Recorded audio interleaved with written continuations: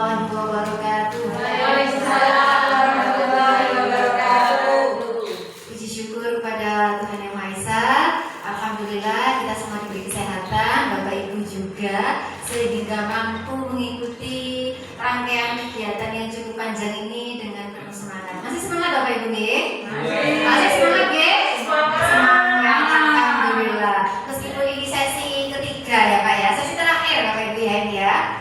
Di sini saya sama dengan di sesi 1 maupun sesi 2.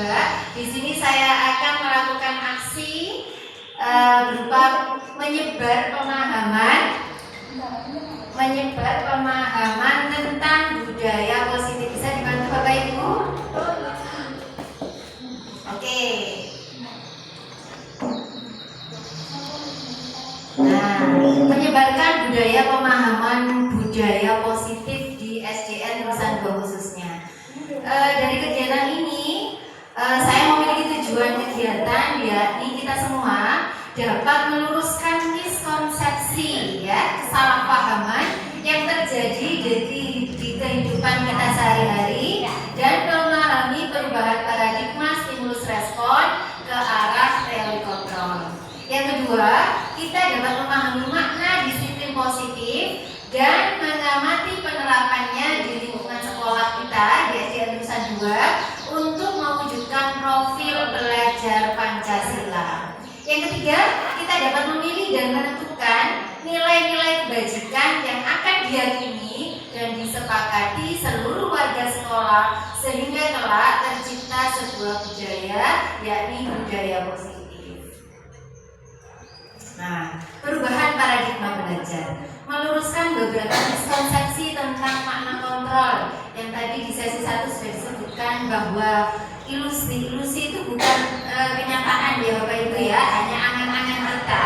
Apakah yang salah, yang konsepnya salah itu miskonsepsinya adalah ilusi bahwa guru itu dapat mengontrol murid. Bukan berarti guru itu dapat misalkan meminta anak selalu nurut dengan kata apa guru, itu tidak. Dari 100% itu jarang sekali kita temukan. Adanya pasti mereka ada rasa keterpaksaan, karena rasa takut dan lain sebagainya. Kemudian yang kedua, ilusi bahwa semua penguatan positif efektif dan bermanfaat. Seperti halnya siang ini tadi, saya meminta bantuan kepada anak-anak khususnya kelas 6 untuk menata ruangan. Anak-anak minta tolong ayo kita kerja bakti membersihkan ruangan kelasnya Bu Ika karena mau dipakai rapat. Anak-anak masih ogah-ogahan, tapi ketika Bu Anis menyebutkan tenang aja, nanti semuanya dapat es krim satu-satu, langsung gerak cepat mereka. Ya, langsung gerak cepat. Ternyata ada motivasi di balik itu semua, bahwa penguatan positif itu belum tentu efektif dan bermanfaat.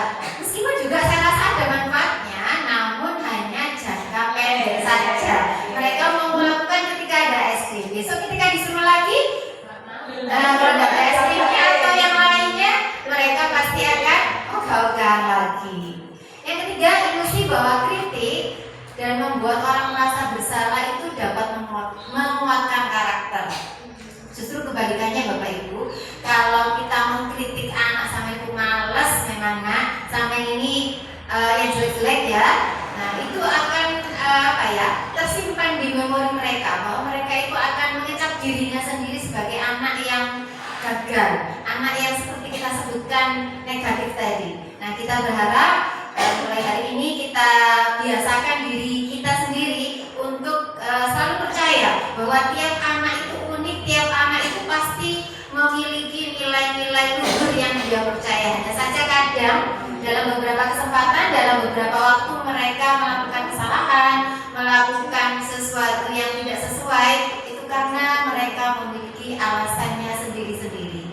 Yang keempat, yakni ilusi bahwa orang dewasa memiliki hak untuk memaksa. Jadi Bapak Ibu jangan mentang-mentang sudah merasa paling senior, paling tua, terus bisa nyuruh-nyuruh seenaknya, bisa beranggapan bahwa pengalamannya lebih banyak itu sudah pasti betul, gitu ya. Jadi baik yang senior maupun junior dengan anak didik pun yang jauh lebih muda di bawah kita seenaknya menyuruh atau menghakimi mereka. dalam budaya kita, makna kata disiplin dimaknai menjadi sesuatu yang dilakukan seseorang pada orang lain untuk mendapatkan kepatuhan. Kita cenderung menghubungkan kata disiplin dengan ketidaknyamanan. Kalau kata disiplin itu mesti seakan-akan kita dipaksa. Seperti halnya kita sebagai guru, otomatis kita karena adanya aplikasi prasasti kita dipaksa. Dengan sendirinya kita akan datang lebih pagi. Bagaimana caranya kita mengusahakan setiap pagi jangan sampai telat meskipun itu hanya 1 detik. Jadi kita ada motivasi itu. Kemudian seseorang yang memiliki disiplin diri berarti mereka bisa bertanggung jawab terhadap apa yang dilakukannya karena mereka mendasarkan tindakan mereka pada nilai-nilai kebajikan universal. Seperti halnya di sesi 1 dan 2 tadi, bahwa nilai-nilai kebajikan itu adalah nilai-nilai yang dipercaya oleh semua orang. Tak penting itu agamanya apa, itu agama Islam, Hindu atau apapun.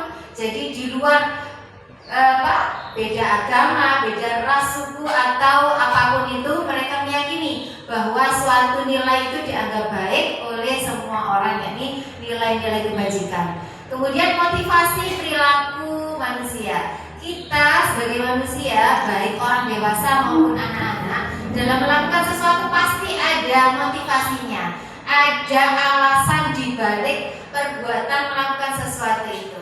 Di antaranya yang pertama yakni menghindari ketidaknyamanan atau hukuman. Kemudian yang kedua mendapatkan imbalan atau penghargaan dari orang lain. Seperti halnya tadi saya datang ketika ditanya kenapa Bu Anis datang tidak terlambat, itu karena beberapa alasan. Salah satunya tadi karena malu kalau setiap hari harus kedudukan oleh kepala sekolah. Meskipun ya ini masih terjadi sampai sekarang, masih juara 1 saat ini ya, di pole position. Di pole position beliaunya, oke. Semoga kita bisa menyusul di paling tidak pole kedua atau ketiga, oke. Kemudian selain itu saya juga merasa dengan datang lebih pagi, saya merasa lebih percaya diri. Saya masih memiliki waktu untuk mempersiapkan apa-apa yang perlu saya lakukan sebelum melakukan kegiatan pada hari itu. Kemudian yang ketiga, motivasinya yaitu menjadi orang yang kita inginkan dan menghargai diri sendiri dengan nilai-nilai yang mereka percaya. Seperti halnya yang tadi, kalau tadi contohnya dari saya sendiri, yakni bahwa kalau saya datang pagi saya lebih percaya diri, itu berarti sudah termasuk motivasi intrinsik saya, motivasi dari dalam diri saya sendiri bahwa percaya diri itu sesuai dengan nilai-nilai yang saya anut. Kemudian yang berikutnya yakni kebutuhan dasar manusia. Setiap orang pasti memiliki kebutuhan dasar ini. Kalau menurut Dr. William Blazer dalam Choice Theory, itu ada 5 kebutuhan dasar, yakni bertahan hidup, kasih sayang dan rasa diterima, penguasaan, kebebasan, dan kesenangan. 5 kebutuhan dasar ini tujuannya adalah mencapai yang namanya dunia berkualitas, yakni tempat khusus dalam pikiran kita, tempat kita menyimpan gambaran representasi dari semua yang kita inginkan. Bisa itu berisi orang-orang, hal-hal apa saja yang terbaik dalam hidup Anda dan membuat Anda merasa bahagia dan terpenuhi kebutuhan dasarnya. Apakah sama dunia berkualitasnya satu orang dengan yang lainnya? Tidak sama. Semuanya dunianya berbeda-beda. Dunia anak-anak dan dunia kita pun berbeda, ya. Nah, untuk kebutuhan dasar ini penting Bapak Ibu. Karena apa? Karena kita akan mencapai dunia berkualitas jika kebutuhan kita ini terpenuhi. Misal di kelas kita ada anak seperti hal yang tiap hari dijemput sama Pak Faisal tiap hari, ya. Dia sering tidak datang ke sekolah. Dia kalaupun datang kadang terlambat. Nah, ini kita perlu identifikasi. Berarti dia ada kebutuhan apa dia yang belum terpenuhi. Mungkin di rumah dia belum dibangunkan oleh orang tuanya, belum sempat sarapan dan lain sebagainya. Kemudian kebutuhan lainnya juga tidak boleh kita saling berkaitan guna mereka mendapatkan dunia yang berkualitas dalam diri mereka sendiri. Posisi kontrol restitusi. Dan Gosen berkesimpulan bahwa ada 5 posisi kontrol yang diterapkan seorang guru, orang tua, maupun atasan dalam melakukan kontrol. Nah, 5 posisi kontrol ini bisa kita terapkan, Bapak Ibu, baik itu sebagai kita, sebagai ibu rumah tangga di rumah, sebagai pimpinan di suatu instansi atau kelompok, kemudian juga sebagai guru yang memimpin anak didik kelas atau warga di kelas kita. Apa saja posisi itu? Yakni yang pertama posisi penghukum, yakni seorang penghukum bisa menggunakan hukuman fisik maupun verbal, ya. Hukuman fisik misalnya ada anak yang berkesalahan, kita cubit, kita lempar kapur, ya. Yang itu kapur ya Bapak Ibu, ya. Dilemparkan ke anak-anak didik kita. Tapi alhamdulillah insya Allah ini sudah tidak ada di SD Al-Fatihah 2, ya. Sudah bersih dari yang namanya seperti lemparnya. Hukum insya Allah sudah tidak ada lagi. Fisik maupun verbal. Verbal ini meskipun dengan kata-kata yang menyakitkan, yang menyindir, itu justru lebih menyakitkan Bapak Ibu daripada anak didik kita cubit, ya. Karena ini akan membekas di benak mereka menjadi sosok yang gagal. Bahkan kalau ada mental anak yang kecil itu bisa fatal akibatnya, bisa melakukan hal-hal yang sama sekali tidak terbayangkan oleh kita. Makanya kita sebagai guru sebisa mungkin kita menghindari posisi ini. Meskipun kita masa lalu Bapak Ibu, ya, kalau kita dulu pernah melakukan hal seperti ini, insya Allah kedepannya kita bisa sedikit demi sedikit beralih ke posisi yang lebih baik. Kemudian yang kedua, posisi pembuat rasa bersalah. Pembuat rasa bersalah akan menggunakan keheningan yang membuat orang lain merasa tidak nyaman, bersalah atau rendah diri. Ini pun juga sering saya terapkan. Kalau anak-anak melanggar peraturan itu, kalau saya sudah merasa capek itu saya diem. Kadang itu bisa 3-5 menit. Itu anak-anak merasa sendiri.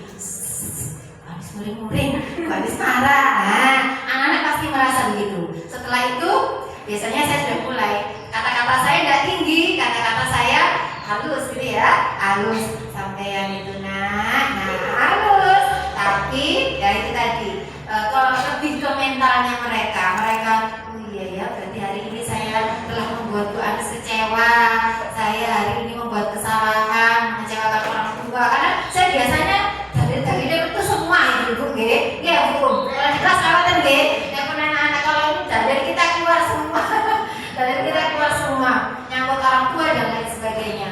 Nah itu biasanya anak-anak akan merasa bersalah, baik pada bapak ibu gurunya, kemudian juga kepada orang tuanya. Yang ketiga, ya ini sebagai teman. Guru di posisi teman menggunakan hubungan baik dan humor untuk mempengaruhi seseorang. Ini memang kalau istilahnya Bu Eva tadi sebagai bestinya. Memang lebih, kalau dengan teman kan lebih akrab, lebih enak, ya. Kalau nyuruh apa-apa itu pasti lebih, kalau sudah sama besti pokoknya gampang lah. Pokoknya mudah kalau dengan besti, dengan posisi teman ini. Yang keempat, sebagai pemantau. Posisi pemantau berdasarkan pada peraturan-peraturan dan konsekuensi. Dengan menggunakan sanksi atau konsekuensi, kita dapat memisahkan hubungan pribadi kita dengan murid sebagai seorang yang menjalankan posisi pemantau. Pemantau ini pokoknya yang dipegang itu adalah aturan, tata tertib. Makanya hati-hati Bapak Ibu kalau ada peraturan di kelas. Biasanya kalau ada melanggar, lihat itu aturan nomor berapa yang kamu melanggar. Nah, kemudian konsekuensinya apa kalau melanggar butir yang kamu langgar tadi. Nah, ini ya berkaitan dengan peraturan atau tata tertib yang sudah ada, baik itu di kelas, di sekolah maupun yang sudah disepakati bersama. Tapi biasanya kalau yang aturan itu satu sisi bukan dua belah pihak. Biasanya disusun oleh orang yang lebih berkuasa biasanya. Kalau di kelas mungkin gurunya yang membuat, kalau di sekolah mungkin pihak yang lebih tinggi. Bahkan kita ada aturan yang memang datangnya bukan hanya dari kepala sekolah, bisa yang lebih tinggi lagi, kita tinggal melaksanakan. Jadi penyusunannya sepihak dari pihak yang lebih tinggi. Posisi yang ideal Bapak Ibu itu adalah sebagai manajer, yakni posisi di mana guru berbuat sesuatu bersama dengan murid, mempersilahkan murid mempertanggungjawabkan perilakunya, mendukung murid agar dapat menemukan solusi atas permasalahannya sendiri. Jadi kalau bisa dibilang manajer itu orang yang sangat bijaksana, sangat bijaksana. Beliau mampu, posisi ini mampu berpikiran terbuka. Berpikiran terbuka artinya apa? Dia tidak asal berasumsi, beranggapan, menjudgment anak didik kita atau siapapun itu dengan apa yang ada di pikirannya, ya. Jadi harus di apa ya? Kalau ini ditegaskan lagi, ada penyebab apa? Asumsi kita diabaikan dulu. Kita harus mencari bukti yang konkret, bukti yang benar-benar nyata. Kenapa seseorang melakukan, misalkan seseorang itu melakukan tindak kesalahan ataupun perbuatan yang tidak sesuai dengan aturan. Kemudian juga manajer ini membuka diri untuk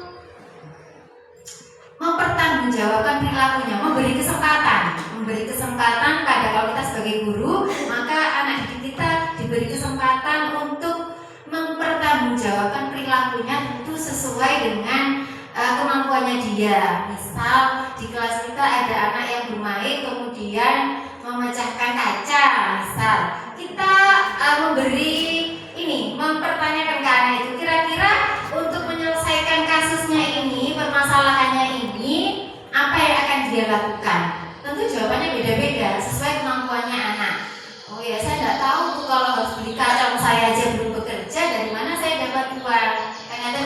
Kemungkinan seperti itu kalau dia mau mengganti. Nah, maka di sini manajer juga dapat memberikan pilihan solusi. Jadi anak-anak yang kalau dia tidak bisa menemukan jalan keluarnya, maka kita pandu Bapak Ibu. Kita bisa memberikan pilihan yang sekiranya dia mampu itu apa. Misal, bagaimana kalau nanti peristiwa ini saya obrolkan dengan orang tua.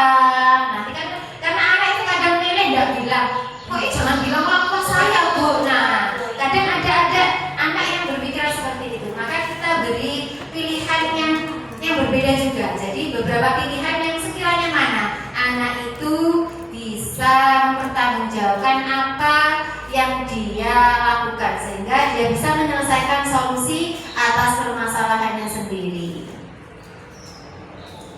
Selanjutnya yakni keyakinan kelas. Keyakinan kelas ini tadi sudah diperjelas oleh di sisi 2 oleh Bu Lisa tadi, bahwa kesepakatan kelas itu merupakan aturan atau norma yang dibuat oleh guru dan siswa bersama-sama untuk menciptakan lingkungan belajar yang kondusif berdasar nilai-nilai kebajikan universal. Jadi kalau aturan tata tertib yang kita tempel itu biasanya dibuat oleh sepihak, maka kesepakatan kelas atau keyakinan kelas ini dibuat bersama-sama. Jadi anak-anak diajak bersama-sama ikut terlibat, ikut berkolaborasi. Kalau kita melibatkan anak dalam penyusunan keyakinan atau kesepakatan kelas ini, insya Allah penerapannya nanti juga akan lebih efektif. Anak-anak akan lebih memahami apa yang dia sudah sepakati sendiri. Mereka akan lebih paham dan akan lebih bertanggung jawab dalam melaksanakan tugas dan kewajibannya. Nah, kesepakatan kelas ini berdasar kebajikan universal, yakni nilai-nilai kebajikan yang diterima secara universal lepas dari latar belakang budaya, bahasa, suku bangsa maupun agama, berupa hal-hal seperti keadilan, kehormatan, peduli, integritas, kejujuran, pelayanan, keamanan, pokoknya yang baik-baik semua ya Bapak Ibu ya. Jadi adalah nilainya adalah yang kita percayai sebagai nilai-nilai mulia. Nah, contoh keyakinan kelas kalau di kelas bawah itu keyakinan kelas 1-2 bisa kita pakai yang ini, yakni contohnya setiap anggota kelas perlu belajar. Kemudian setiap anggota kelas perlu senang, perlu merasa senang. Setiap anggota kelas perlu melakukan tugas. Setiap anggota kelas perlu saling menghargai dihargai, kemudian setiap anggota kelas perlu merasa aman. Ini kalau untuk kelas 1 atau kelas 2, dan bisa bervariasi dan disesuaikan dengan kebutuhan kelas panjenengan masing-masing. Kemudian kalau di kelas atas, yang ini yang dicontoh ini adalah keyakinan kelas untuk kelas 5, yakni selalu bersikap positif, senantiasa menjadi diri terbaik, percaya dan menghormati orang lain serta barang miliknya, berkomitmen terhadap setiap tugas dan senantiasa membantu. Ini semuanya berlandaskan pada nilai-nilai kebajikan universal. Baik-baik semua kan Bapak Ibu? Yang ada Bapak itu ya? Baik semua. Nah, ini contoh kesepakatan kelas ya. Sayangnya tidak kelihatan ya. Ini kalau ini adalah kesepakatan kelas saya di kelas 6. Jadi di awal masuk ya, di awal masuk dulu itu saya membuat kesepakatan kelas atau keyakinan kelas yang dimana prosesnya saya libatkan anak-anak dalam penyusunannya. Awalnya saya curah pendapat dengan cara curah pendapat tiap-tiap anak menuliskan bisa ditulis di papan atau pakai sticky note boleh atau pakai cara apapun. Nah yang ditulis di papan biasanya kalau kemarin ini saya penyusunannya saya tulis di papan tulis. Jadi anak-anak misalkan Amel kira-kira dalam kelas kalau mau kelasnya ingin seperti apa, maka dia menuliskan 1 sampai sekian sesuai ide dan harapannya mereka masing-masing. Semua itu berpartisipasi di situ. Nanti di situ kan paling ada beberapa yang akan sama antara satu siswa dan siswa lainnya, biasanya ada yang sama. Maka dari itu kita ringkas. Jadi yang buahnya itu kita ringkas. Kita pilih yang sama, sekiranya nilainya sama, kita eliminasi ya. Kita koreksi kembali sehingga poin-poinnya tidak terlalu banyak.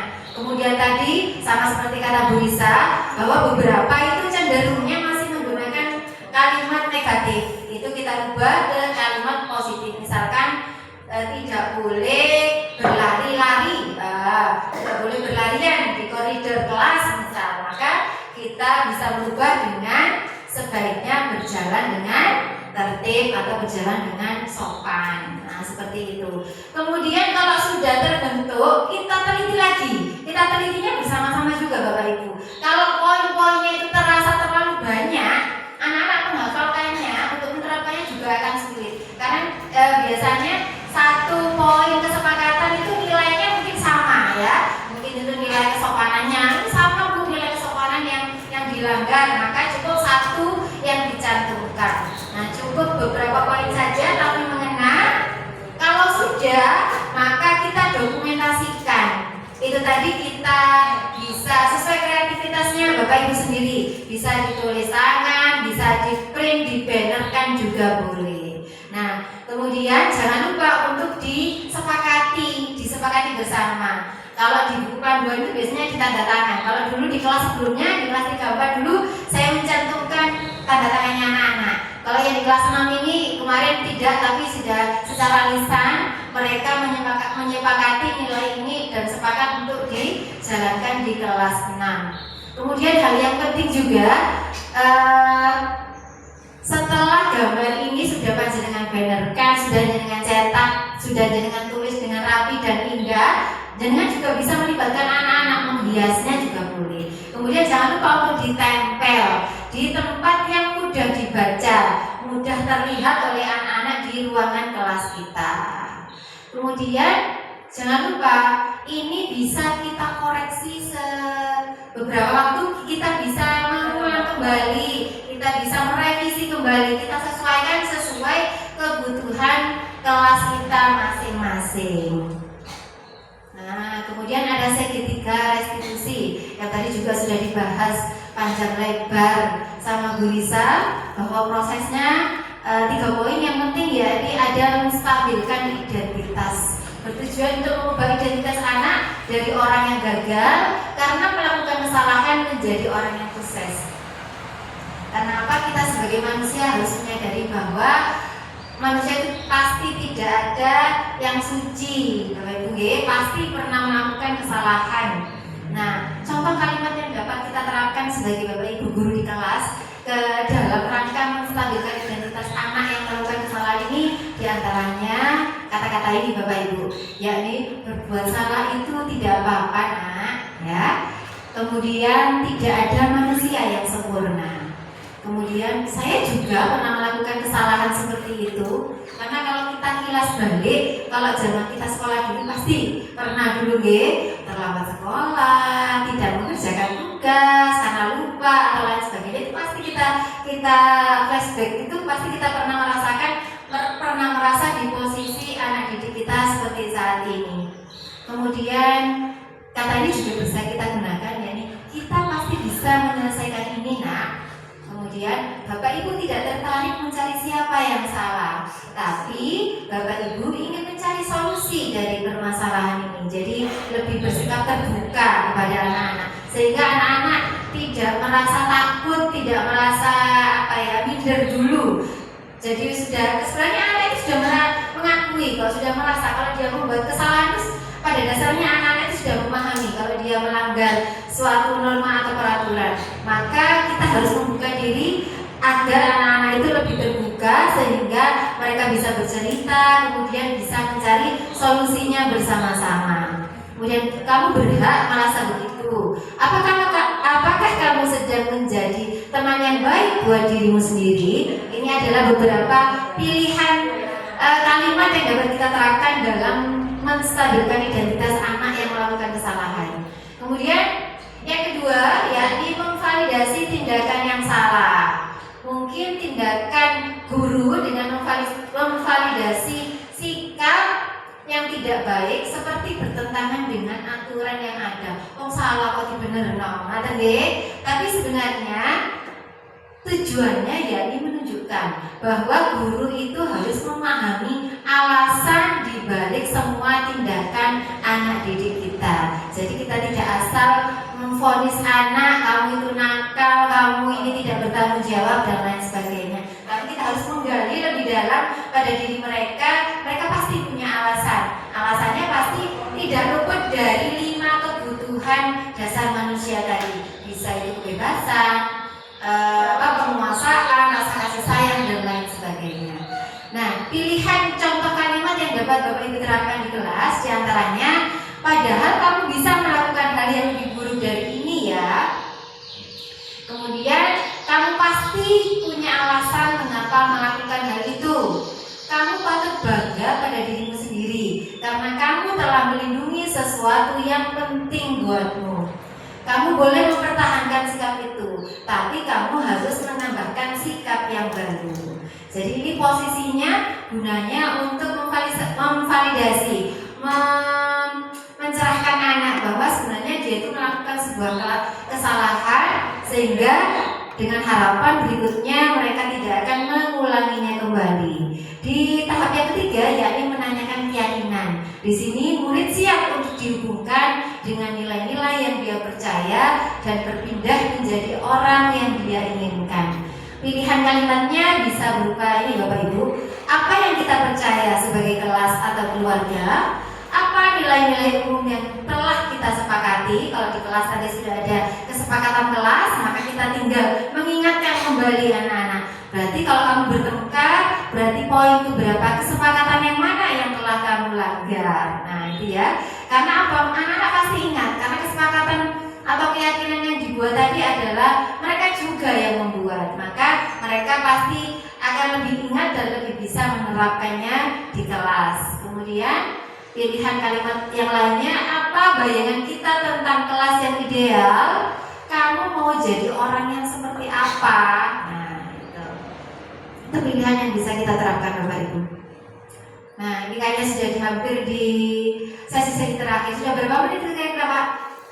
30. 30 menit tidak terasa. Berikut adalah penggalan sekilas pengalaman dalam pembelajaran. Berperilaku disiplin positif mulai dari tata cara berpakaian, tata tertib dalam kelas, penggunaan fasilitas sekolah, hingga mematuhi aturan yang ditetapkan oleh guru. Nah, dalam pembelajaran kepada anak didik kita, yang penting itu adalah konsisten Bapak Ibu. Kalau ada anak yang melanggar, mungkin kita sudah menerapkan sistem restitusi ya. Bahkan saya sudah, kadang itu saya juga sudah bingung kadang itu. Padahal ini anak sudah saya restitusi, segitiga restitusi itu juga sudah saya lakukan. Kok masih sana, kok masih pancet, dua anak yang sama yang melakukan, ya. Tapi jangan menyerah, betul Eva. Kita tidak boleh menyerah. Kita harus konsisten, ya. Kita harus konsisten dalam rangka mewujudkan visi sekolah kita, ya. Ini mewujudkan anak-anak yang sesuai dengan profil pelajar Pancasila tadi. Kemudian juga pengalamannya, yakni penyusunan keyakinan kelas tadi. Kemudian mulai menerapkan segitiga restitusi ketika ada pelanggaran di kelas. Mulai hari ini, mulai esok, saya sudah bertekad ini, bahkan mungkin ibu guru yang lain juga sudah memulai, ya. Dimulai dari diri sendiri, bahwa dalam setiap penyelesaian kasus permasalahan di kelas anak didik kita berusaha menerapkan yang namanya segitiga restitusi dengan langkah-langkah yang sudah dijelaskan tadi. Kemudian berusaha memposisikan kontrol diri sebagai manajer yang bijaksana. Kenapa? Manajer itu kalau di perusahaan gajinya paling besar, Bapak Ibu. Berarti kalau kita sebagai guru posisinya bisa menerapkan ini, sebagai pimpinan bisa menerapkan manajer yang bijaksana, pasti pahalanya juga yang paling besar, atau enggak? Nah, paling tidak andai kata kita belum bisa mencapai posisi ini, maka minimal kita bisa menerapkan diri sebagai pemantau. Jadi kita menerapkan konsekuensi jika ada pelanggaran, maka kita dapat menerapkan konsekuensinya apa sesuai pelanggaran yang dilakukan oleh anak didik kita di kelas.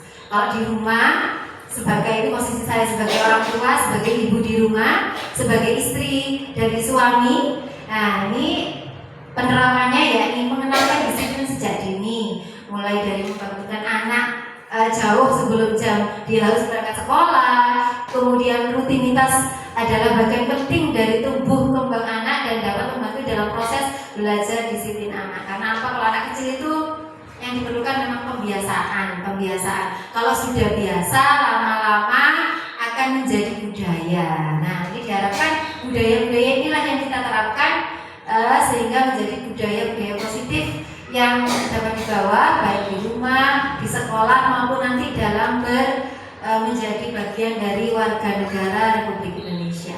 Yang kedua, diskusikan setiap aturan dan kesepakatan yang dibuat bersama-sama. Jadi kalau kita membuat aturan, maka usahakan kita berdiskusi dengan, kalau di rumah ini Bapak Ibu ya, kita diskusikan dengan anak atau suami kita, sehingga nanti kegiatan yang kita lakukan baik apapun itu akan enak dalam menjalaninya.